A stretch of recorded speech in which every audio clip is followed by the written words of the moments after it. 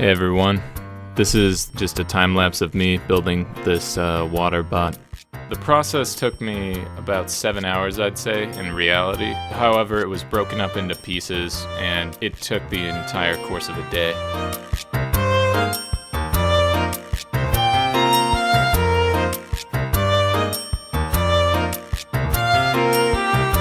So once I'm done with the little program that's just try and get it to go in a circle just so it'll run in the water, I go to work on trying to build the flippers, I guess if you will, and also the main thing that it floats on.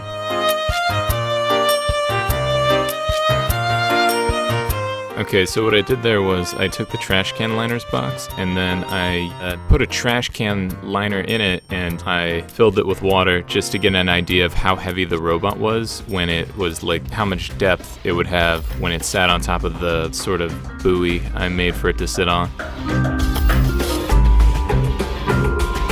And now I am building the fins that will spin on it. There's a bit of a cut there. Ironically, I was almost late for class, the engineering 716 class, because I was almost lost track of time. I wasn't though, I was on time, I was there. And right now I'm just building the fins to go on each one of the water wheels. I built them using just a bit of graham cracker cardboard box that I had in my recycling bin. And the cans are chicken noodle soup cans, which are like a weirdly almost perfect fit for the wheels.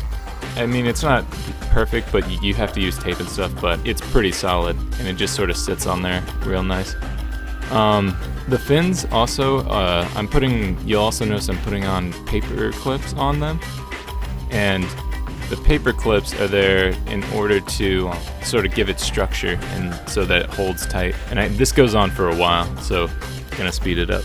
Oh, and one other thing, this model of using cardboard, like sort of loosely, and then using paper clips to sort of give it structure, and then duct taping around it to like make it waterproof is actually pretty good. Surprised at like how sturdy each one of the fins was.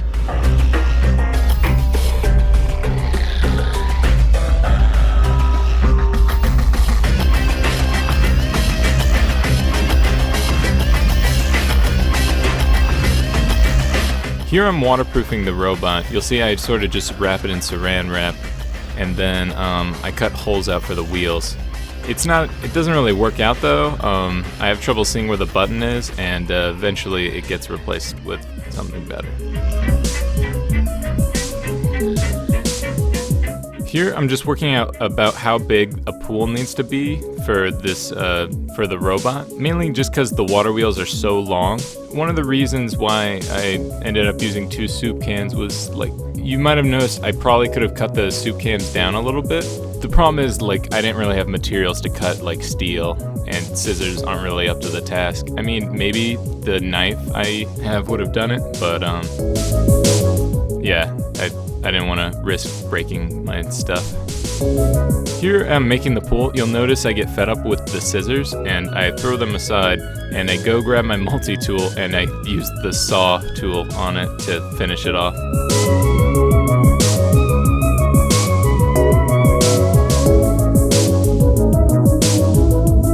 So as I'm building this pool, I just build it to have enough structure so that it can like hold water in, but I also don't want the sides to flex out or anything. So I reinforce the sides with these paper clips using the same paper clip style I did with the water wheels to sort of give them a little extra edge. And I also tape the corners off to get to, which I noticed were probably the most important parts to have to give it more structure. Then I put in a recycling bin liner. Mint X keeps rodents away. And that's a pretty large liner. It's able to cover the entire box, which is, I don't know if you can tell how large it is. It's pretty large on its own. What I'm doing here is I'm filling up the box, the can liner box with the trash bag in it, filling it up with water from the sink, bringing it back over, pouring the water in.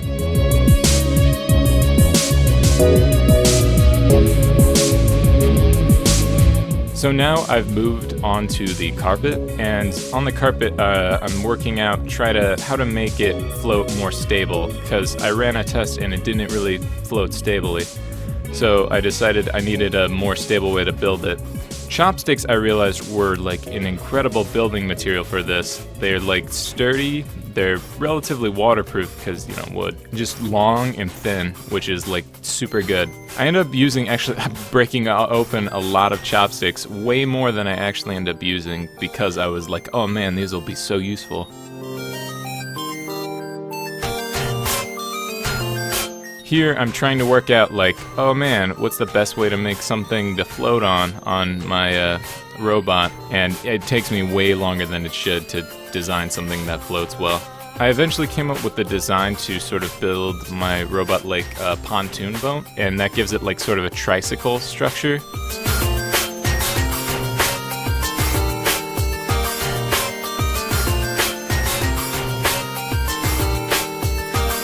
So I come up with this design for this back end piece that it doesn't really work at all. The idea was that if I put a piece of tape down the middle of it, it would like make it so that it had air on either side so it was balanced.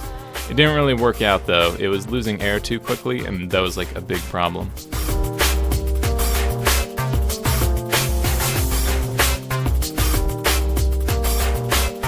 Looking at, if you look to my right, you'll see that there's that saran wrap ball with the paper in it that like acts as a flotation device, and that's just sitting in the coat hanger. And I realized looking at the coat hanger that I don't actually need to physically tape the floaties to the robot.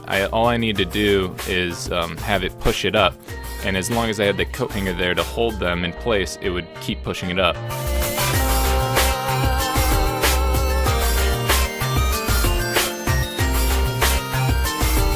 So feeling like I almost had it here, I go get one more floaty, make one more floaty just to hold up the bottom of the boat at the front end, just to give it more of a tricycle structure, and also to give it the height off the ground it needed in order to give it optimal height so that it floated without creating friction against the ground, and the flippers would work better. So one of the problems with the flippers was that they kept hitting the boat edges. That's probably not the best way to say. The problem with the flippers was that they had corners that would stick out so far that they would hit the robot frame itself, and so it wouldn't spin right. So I cut those down, and it kind of looks better, and it works a lot better too. I also had to tape down the antennas at the front just because those were also getting hit by the water wheels. Oh my goodness!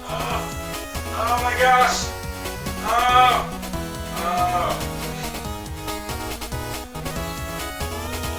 So the process. So it kind of moves. It's there. It goes. I mean, like, what more could you want? Drain it. Oh, one was spin for like a second.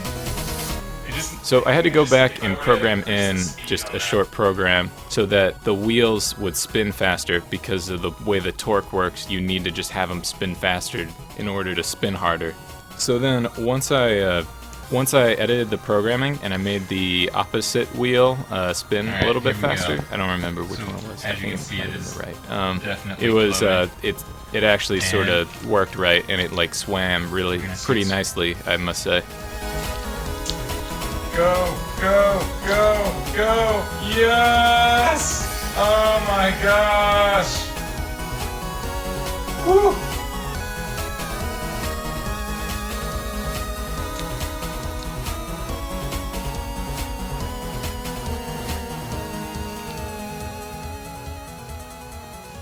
What? Uh-oh! Drain!